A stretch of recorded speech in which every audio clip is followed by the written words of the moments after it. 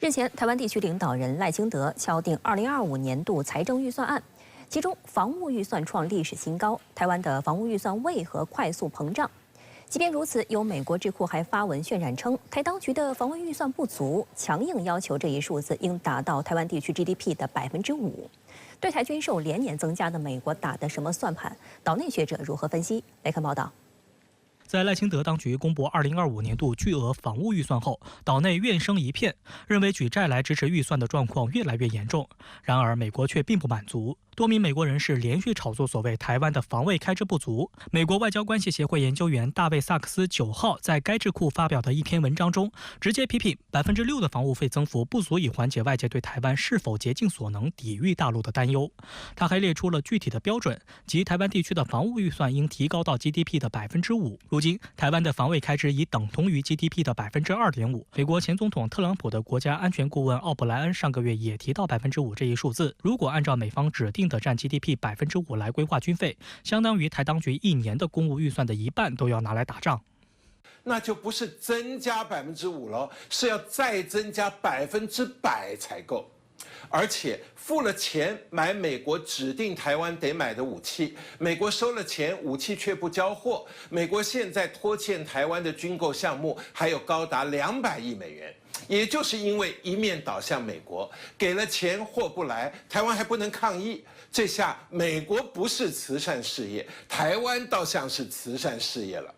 那更重要的是，你付了几百亿美金的钱给美国，台湾的安全处境却更危险。这其中的关键就是因为破坏了两岸关系。 根据美国智库国防重点8月份的最新民调结果，近70%美国民众同意美国应该要求台湾在美国做出保卫台湾的承诺前，投入更多资源强化自身防御力量。近40%美国民众明确反对美国保护台湾。有分析认为，这是对民进党当局的一种敲打。美国政府在通过这种方式向台湾发出不满意的信号，下一步可能还将以各种手段要求民进党当局与台湾社会按照美方要求强化防务能力，比如购买更多美国武器。 美国的智库啊，绝大部分它背后的金主是军火工业，所以他做这个民调是做给老板听的，做给出钱的人看的。 值得注意的是，央视新闻14号的报道提及美国《华盛顿邮报》的一篇文章，其中批评台军存在兵员短缺、训练不足等问题。文章还提及，岛内今年只有6%的义务役男，近7000人服役，多数则选择继续升学而推迟兵役。文章还引述台防务部门官员的话，称原计划让1年期义务役士兵学习操作无人机、红隼反装甲火箭和刺针导弹等，但由于今年人数不足，训练甚至无法开展。这篇报道也被岛内舆论认为有弦外之音，就是美国人仍有意见。从2016年以来，两岸关系呢急转直下，那么台军的各种训练强度呢也随之加重，这个造成更多志愿役呢，他们是宁愿赔钱也要提前退伍了。所以啊，到今年呢，可以说台军的志愿役人数是创下了历史新低。 现在有一种说法，就说美国现在呢根本腾不出手去处理台湾问题，所以就刻意要求赖清德当局提高防务预算，包括不断的说你战备还不足等等，就是要赖清德当局消停一些。我认为百姓不会接受，因为恢复到1年，对很多家庭来讲，他们已经有很多的抱怨。你说现在再增加到1年半甚至2年，我觉得这可能性是很低的。我认为民进党现阶段不会去碰触这个问题。 有岛内民代一针见血地指出，美国变着法子来表达对台湾的不满，就是要逼迫民进党当局提升预算，来给美国交保护费。不管谁当美国总统，都会逼台湾买更多的武器。为了要让台湾呢继续的买武器，他会做的就是让台湾呢越来越觉得很不安、很不安全。如果你要我保护你台湾，那你就要付保护费啊。 买美国的武器是不是就一定有安全？未必。可是你要付更多钱。还有观察指出，花更多钱在军费上，意味着民生福祉领域的投入会越来越少，相当于民进党帮着美国人从台湾老百姓的口袋里掏钱。民进党上来以后，其实军费上都是逐年在增加，而且大幅度的增加。这样下去，如果我们问有没有效果，效果就问台湾人民有没有觉得更安全？没有啊。 为什么？因为两岸关系变坏了，啊，所以你两岸关系坏，战争的可能性、战争的风险就会增加。那你买多少武器，其实都不会增加你的安全感。但是你都听美国人的话，不断的买武器，加入美国的围堵的这个工作的时候，请问你两岸关系如何改善？观察认为，除了公然嫌钱少，美国人也越来越有空手套白狼的趋势，而民进党对此却不敢吱声。据环球网报道，美国《纽约时报》近日的一篇文章细数台积电赴美建厂遇到的挑战，也引起岛内热议。文章提到，自2020年5月首次宣布赴美设厂以来，台积电已陆续规划在美国亚利桑那州建3座工厂，累计投资高达650亿美元。但4年过去了，台积电亚利桑那厂还未产出任何半导体产品。报道提及，台积电的亚利桑那厂可能面临政治威胁。美国官员长期以来都非常关切美国对台积电的依赖。美国商务部长雷蒙多不断强调，美国购买的最先进芯片有92%来自台湾，所以台积电亚利桑那厂是美国努力降低对海外生产芯片依赖的一个试验。特朗普不久前在接受采访时还直指台湾夺走了美国的芯片产业，批评美国政府资助台湾的公司在美国生产芯片。分析认为，造成台积电面临困境的原因之一还有芯片法案。美国总统拜登此前签署了该法案，声称提供超过4000亿美元的抵税优惠、贷款和补助，但实际情况却是大约有40%补助延后进度或暂停，台积电就是其中一例。不少台湾网友讽刺称，台积电公司被民进党所害，建给美国人看的，不需要去理会它。岛内舆论认为，台积电在美国建厂麻烦不断，归根结底是因为其建厂计划并非单纯从商业利益出发，而是美国与民进党当局共同施压的结果。日本首相岸田文雄14号上午在官邸召开记者会，正式宣布不参加下月举行的自民党总裁选举。这也意味着他将近3年的首相生涯即将完结。岸田做出这一决定背後的原因是什麼？將對日本內政外交產生怎樣的影響？誰又將接棒成為新任首相？來看詳細分析。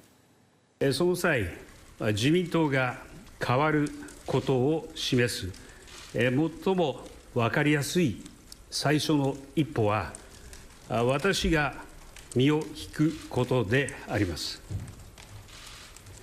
私は来たる総裁選には出馬いたしません。14号上午的记者会上，日本首相岸田文雄就自民党派系收回扣事件表示，作为最高領導者，必須毫不猶豫地承擔起責任。私が身を引くことでけじめをつけ、総裁選に向かっていきたいと考えています。去年底，自民党爆出黑金丑闻，多个派阀向麾下国会议员下达政治筹款派对券的销售指标，所售超标部分所得资金将以回扣形式返还给议员，且不计入收支报告，从而成为不受监管的秘密资金。今年4月，自民党对39名涉事者进行党纪处分，岸田原先领导的派阀同样牵涉此次黑金丑闻，但岸田本人当时却没有受到任何处分，引发广泛质疑。日本7月发布的一项民调结果显示，基层日本民众不希望岸田文雄连任首相，超80%民众认为他作为自民党总裁，未就本党黑金丑闻负起责任。深圳卫视东京特约观察员毛峰指出，岸田此次宣布退选，其突然性不至于日本政坛发生的一场地震。他认为，岸田选择激流勇退，表面上看是为自民党黑金丑闻承担政治责任，实际上是由于他此前在处理该丑闻时的诸多决定，打破了自民党派阀政治的一系列游戏规则后，不得不吃下的无奈苦果。那么一方面，他是彻底打破对党内拥有近100人的原第一大派阀安倍派的政治架构，那么另一方面又打破了岸田、茂木、麻生3人领导体制，造成了麻生和茂木的强烈不满，由此事实上难以获得连任总裁选举的支持。那么再加上岸田推出的新资本主义经济政策，理想很美好，现实很骨感。那么广大老百姓并没有感到经济好转后生活好转的实惠，因此岸田退选从根本上来说还是内外交困、被逼无奈的一种选择。日本最新民调结果显示，岸田内阁当前支持率仅为21%，连续13个月处于30%以下的危险水域。面对持续低迷的支持率，不仅在野党阵营要求岸田下台，自民党内部也出现同样的呼声。日本国内舆论分析认为，岸田判断连任自民党总裁难度太大，因此放弃参选。现年67岁的岸田文雄生于东京的一个政治世家，上世纪80年代步入政坛之初，担任其父亲日本国会众议员岸田文武的秘书。2001年，岸田文雄进入日本内阁，2012年出任安倍晋三内阁外务大臣，同年接任日本自民党红十会会长，成为岸田派领袖。2021年9月29号当选第27任日本自民党总裁，同年10月4号就任日本第100任首相。岸田本届自民党总裁任期将于9月30号结束。根据自民党规定，总裁选举每3年举行一次，本次将于9月20号至29号举行。由于自民党是日本国会众议院第1大党，自1945年以来几乎不间断执政，该党党魁及总裁通常在国会首相提名时自动获选。这也意味着上台不满3年的岸田内阁将于今年秋季下台，而赢得自民党内9月选举的新总裁将接替岸田出任新一任日本首相。那么根据我的观察呢，岸田内阁的落幕对日本内政外交带来的影响呢也是比较大的。下个月自民党总裁选举如何整合新的游戏规则，存在着不确定性和不稳定性。那么这势必会对自民党执政和明年众议院大选带来直接的影响。从对外关系来看，日美同盟和日本外交在岸田执政期间确实获得了充分而充实的提高。那么下一届自民党总裁，也就是日本新的首相，能否获得美国尚未确认的新的总统的信任，存在着不确定性和不稳定性。谁将接棒岸田也成了外界关注的一大焦点。岸田宣布退选后，自民党前干事长石破茂第一时间表态称，如果能集齐参选所需的20名推荐人，将担起责任，为参选加紧准备。外界认为，这表明他已事实上表态参加总裁选举。日本民调显示，石破茂当前以26.2%的支持率位居首位。与岸田同岁的石破茂曾任防卫大臣、农林水产大臣、自民党干事长等职务。石破茂曾4次竞选自民党党魁均落败，但他在自民党基层组织中人气很高。无论是政治资历还是国内舆论来看，对石破茂都非常有利。但在自民党参众议员内的党内的支持度，石破茂并不高。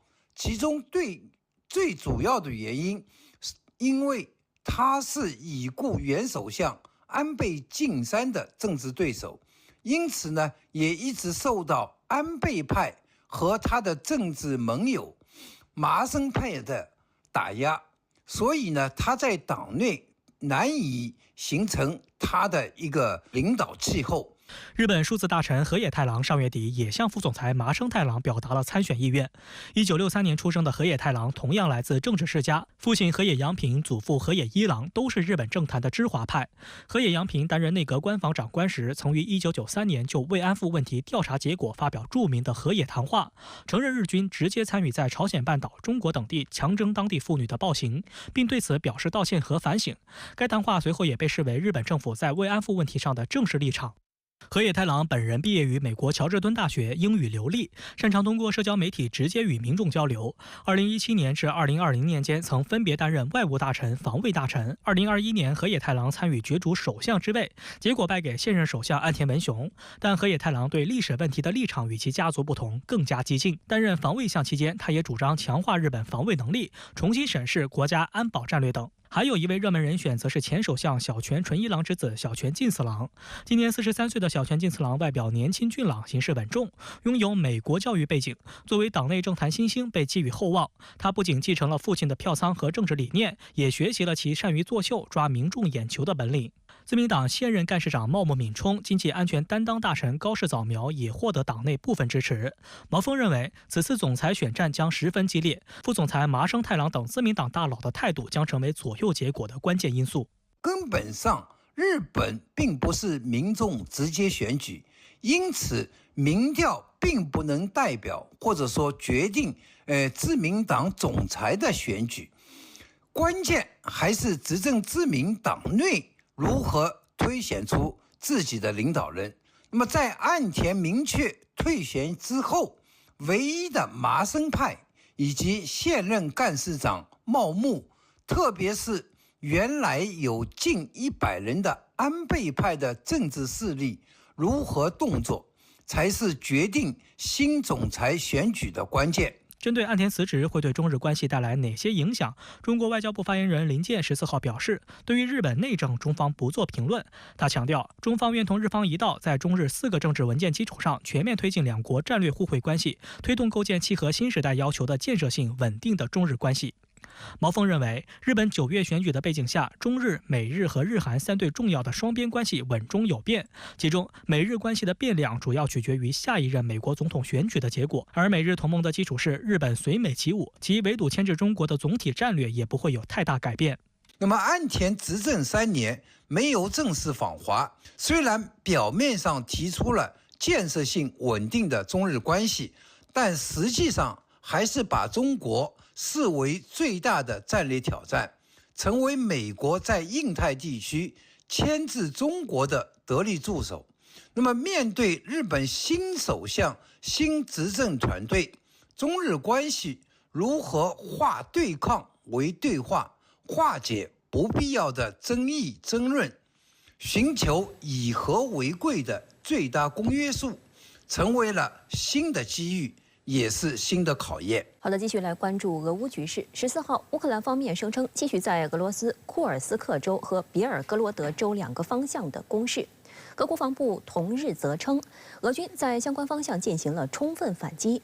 值得注意的是，就在乌军此轮闪电战即将迈入10天之际，美国总统拜登就此首次做出回应，话语背后有何玄机？来看分析。俄国防部14号公布了俄军士兵在库尔斯克地区作战的第一人称视角视频。画面显示，俄军士兵通过武装车辆快速机动打击乌军阵地。俄国防部在同日战报中称，俄军在库尔斯克州打击了乌军多个机械化旅。战报还称，俄防空部队在库尔斯克地区上空摧毁了无人机12架，其中在别尔哥罗德和沃罗涅日上空各摧毁了1架。而乌克兰方面的战报则显示，乌军在俄库尔斯克州和别尔哥罗德州方向的攻势仍在继续，称用无人机袭击持续打击俄军目标，地面部队则继续试图突破俄罗斯防线。乌军当天还发布了总统泽连斯基与武装部队总司令瑟尔斯基通话的视频片段。视频中，瑟尔斯基向泽连斯基通报了前线战况，强调局势仍在乌军控制之下。泽连斯基则不时提笔记录。战略和战术的规划是十分明确的，3个梯队，整个第1梯队在前期的这样的一个攻击范围内，其这样的一个战术就是我不攻城也不占地，就是为了他在战略上，在俄罗斯南部的战略上实行突破，实现对于库尔斯克核电站的战略上的占领。2、3梯队则是进行后方的补充，以及对于俄军的左右的这样的一个围剿。当天，俄罗斯与乌克兰接壤的别尔哥罗德州宣布进入紧急状态。根据官方数据，该地区约有14000名居民。别尔哥罗德州长在社交平台上表示，当天早上乌军已在周边地区活动，为了保障地区居民安全，已就应急方案开始转移。值得注意的是，俄乌双方对乌克兰控制的俄罗斯领土面积估测相差较大。基辅方面此前声称已占领约1000平方公里的俄罗斯领土，俄方官员则否认这一说法，并称真实面积不到该数字的一半。而第三方根据俄乌双方发布的公开信息和对卫星图像的分析数据显示，乌军占领俄领土约在约800平方公里左右。乌军此次跨境攻势已持续近10天，但乌方目前仍未公布其闪电式进攻的最终目的。乌克兰外交部14号表示，乌克兰无意接管库尔斯克州的领土，并指乌军行动将阻止俄方向顿涅茨克地区增派部队，使俄军的后勤工作复杂化。但也有分析指出，乌军向俄罗斯方向挺进的越纵深，后勤被截断的风险也就越大。俄罗斯总统普京此前一天发表讲话称，乌克兰攻入库尔斯克的目的是挑拨离间和破坏俄罗斯社会的团结和凝聚力。乌克兰希望能用这种方式改善其谈判地位。值得注意的是，美国对于乌军突然发动越境打击的态度。美国总统拜登13号首次对外发表对于这一行动的实质性评论，称自己正持续听取有关乌克兰行动的简报。他认为乌克兰的行动似乎让俄罗斯措手不及。I've spoken with my staff on a regular basis, probably every 4 or 5 hours for the last 6 or 8 days, and it's creating a real dilemma for Putin and We've been in direct contact, constant contact with the Ukrainians. 在乌军6号发起进攻后，白宫方面就第一时间撇清关系，称乌方并没有提前向美国通报其对俄罗斯库尔斯克州的越境打击行动。有分析认为，尽管乌克兰方面意图通过这一突袭行动向美西方盟友展示其军队可以继续战斗，并一定程度上增加基辅方面的谈判筹码，但乌克兰需要控制尺度，也要顾及西方盟友的感受。这体现在迄今为止美西方政府及媒体对乌克兰发起的行动态度谨慎。乌克兰能够成功的，而且并准确地找到俄方在南部地区、边境地区的一些部署的漏洞以及突袭的这样的一个路径，更多的是情报信息的提供。我们也可以看到，整个北约国家对于乌克兰此次对俄南部的突袭也是提供了各方面的援助。最重要的就是北约的雇佣兵参与到了此次的这个南部的突袭。乌克兰突袭俄罗斯库尔斯克，似乎仍在进攻状态，俄军反击似乎还没有立竿见影的效果呢？您怎么看这次突袭？俄乌冲突会扩大化吗？主持人好，今天乌军的一个重要目标是控制库尔斯克境内的苏加镇，那里呢是俄罗斯石油管道的重要站点。西伯利亚的天然气经过这个站点，然后呢通过乌克兰输送到斯洛伐克和其他的欧盟国家。去年呢通过苏加管道供应给欧洲的天然气约占俄罗斯对欧天然气出口量的1半，可见呢它的战略价值很高。那么昨天到今天，美国总统拜登也出面发言了，说呢在过去6到8天内，每隔4到5小时，他呢就会收到有关基辅部队行动的简报。过去美国和北约国家是不同意乌克兰向俄罗斯本土发起进攻的，但这条红线呢不仅被突破了，美国还在支持乌克兰这样做。对于拜登来说，虽然呢他从美国大选中避退了，但是民主党的哈里斯要是能够获胜，就可以继承他的政治遗产，同北约和欧洲国家保持亲密的联盟。所以我估计乌军仍然会在俄罗斯境内抵抗一段时间，完全掌控苏贾镇是第一个目标，对库尔斯克核电站形成包围态势是第二个目标。那么接下来呢，就要看俄军的反击能力了，能不能快速把乌军赶出国境，决定今后俄乌军事冲突的走向。俄军呢说已经阻止了乌军的进攻，但是战场上的行情究竟是怎么样，我们现在还不太清楚。要是俄军在未来1周内不能把乌军赶出去，那么俄乌局势就会变得更加复杂。俄军呢可以对乌克兰领土上的建筑和基础设施狂轰滥炸，但是对本土的建筑、水油管和其他基础设施是不会呢随意投放炸弹的。乌克兰外交部说，乌克兰无意夺取俄罗斯库尔斯克的领土，您觉得这又如何理解呢？很多旁观者认为，乌军突袭库尔斯克是一场大赌博，是一场政治战，目的呢是为了今后的和平谈判铺路，多一个筹码。这判断呢是很有道理的。随着美国和北约对乌克兰的军事援助产生摇摆，从战场总体态势看呢，是乌军比俄军弱。乌军呢处在防守状态，而俄军处在进攻态势。特别呢是乌克兰东部战场，乌军呢在节节败退。因此呢，从来不言和的泽连斯基从瑞士和平峰会得到西方国家的空头支票以后，开始讨论结束战争的问题。他呢也曾派外长访华，希望推动和平谈判。这个时候呢，美国大选轰轰烈烈，特朗普说他要是当了总统，会在24小时内结束俄乌冲突，但是呢需要乌克兰放弃部分领土，用领土换和平。其实无论美国下一届总统是谁，俄乌结束冲突呢都是优先选项，因为符合美国和欧洲的利益。况且西方的先进武器是需要技术培训的，可不像打枪一样练几次就可以上战场。但是呢，俄乌进行停战谈判最需要筹码的。如果你在战场上已经出现了败相，那么你只能呢割肉，不然呢就是借着挨打。乌克兰外交部发言人呢说，无意占领就是在准备谈判停战。但是呢，这的确是一场大赌博。如果俄军在未来几周包了乌军的饺子，或者呢把库尔斯克的乌军打回老家，那么乌克兰在谈判桌上呢就没啥东西了。这场突袭库尔斯克的闪电战也就成了泽连斯基的垂死挣扎。俄方说呢，因为突袭库尔斯克是恐怖主义行为，俄罗斯呢将长期暂停和平谈判。可以说呀，乌克兰的突袭真是把和谈的前景呢搞复杂了。在多方斡旋下，以色列同意15号恢复加沙地带停火谈判，确切地点还未公布，消息指可能是卡塔尔多哈。以色列方面仍然是派出情报机构摩萨德负责人巴尔内亚率领的代表团参加。深圳卫视注意到，本轮巴以冲突爆发以来，巴尔内亚参与了多场停火谈判，是以色列谈判代表团的主要负责人之一。但这次谈判前景仍不明朗，哈马斯方面表示拒绝参与。15号拟议中的这个复谈呢，只是恢复谈判。那么伊朗为什么不参加这个谈判呢？我认为伊朗有非常充足的理由。在伊朗看来，他并不是巴以冲突的当事方，他当然不会公开的去参加所谓的停火谈判。联合国安理会13号召开紧急会议，讨论加沙局势。副秘书长迪卡洛呼吁各方应积极努力，实现地区局势的缓和。当地时间12号晚，特朗普和美国知名企业家马斯克的直播访谈引发广泛关注，吸引约130万听众。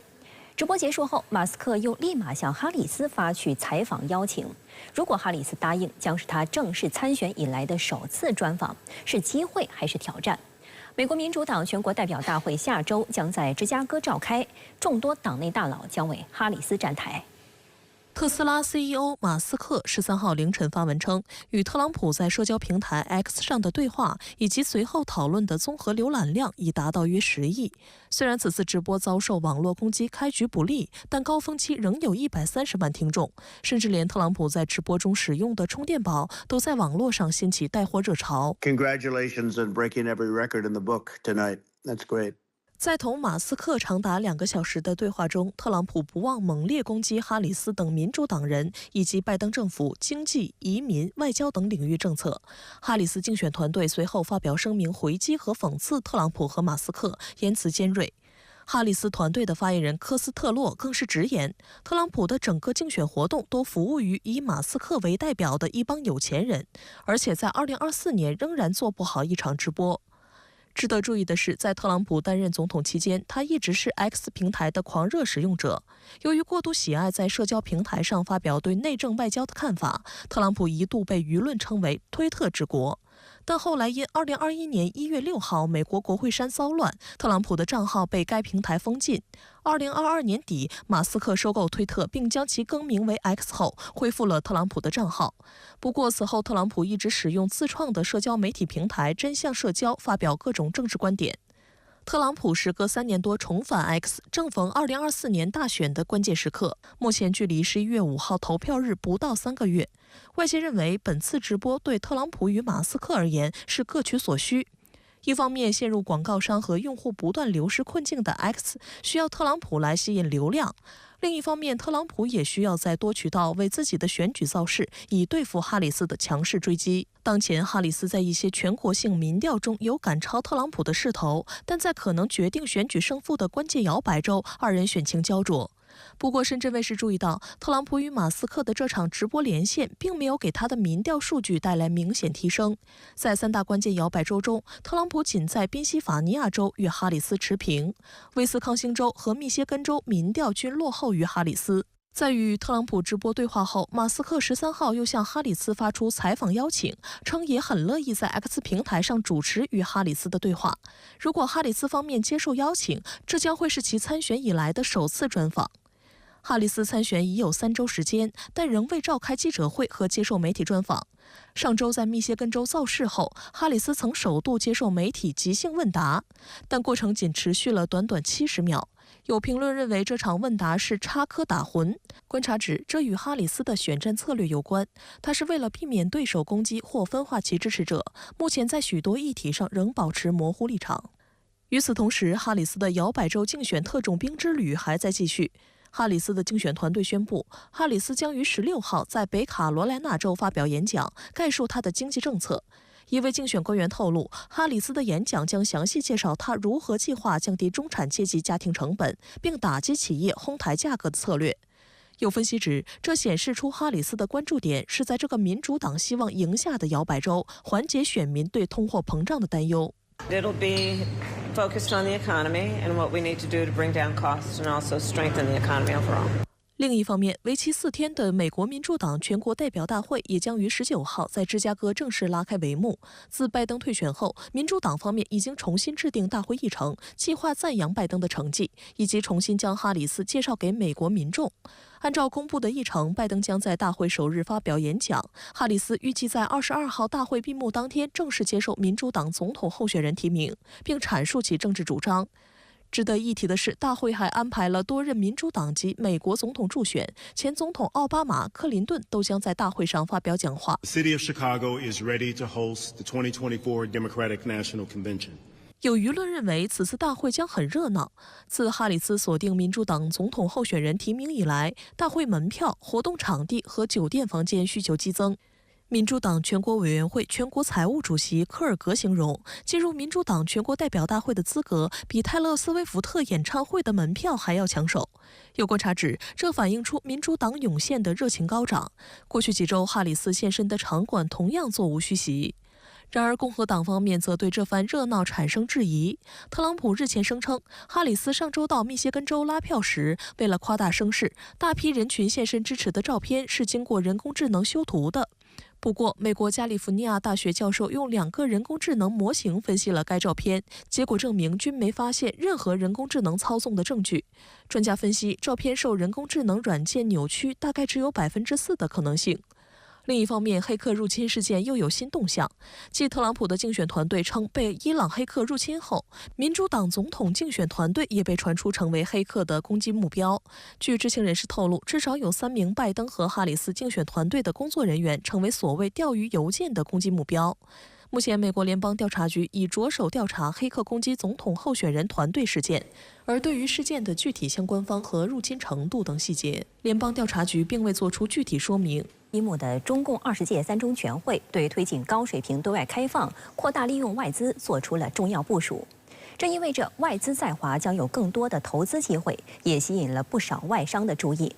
来华工作生活近20年的广东英国商会副会长马克·科雷顿日前再次接受深圳卫视专访，为解读3中全会提出的大量改革举措提供了独特的视角。Only a few months since the 2 sessions to now, I believe there has been a period of relative stability, actually. This is good news. 今年全国两会期间，克雷顿曾接受深圳卫视专访，对中国免签朋友圈持续扩容等趋势表示期待。此后不到5个月的时间内，中国围绕进一步扩大高水平对外开放，推出了一系列重磅举措。外国游客来华外商不断增多，中外人员经贸往来日益频密，为世界和中国带来双重利好。对于这一现象，克雷顿指出，稳定是最核心的关键词。A stable business environment is good for business. It allows for better strategic decision making, and it just gives us peace of mind about what we're doing in our business. 中共20届3中全会提出，深化外商投资和对外投资管理体制改革，保障外资企业在要素获取、资质许可、标准制定、政府采购等方面的国民待遇。这意味着外企在中国投资的机会将更多。对此，克雷顿指出，任何有助于扩大开放的改革举措都会释放出积极信号，希望能够看到更多包括英国在内的国家派出本国企业代表团来华访问。I think any reform which is helping to open up is a really good thing. I'd love to see more trade missions both ways. Chinese businesses going on trade missions to the UK, and also China welcoming trade missions from the UK to China, so I'd like to see more of them. 对于中国坚定不移地扩大高水平对外开放，克雷顿说，许多外国企业都感到欣喜。英国企业相信中国仍然有着大量的投资机遇，也非常乐于为有关部门优化改革举措建言献策，共同参与到改革的进程之中。And that goes back to what I said about British businesses would love to be involved in this conversation.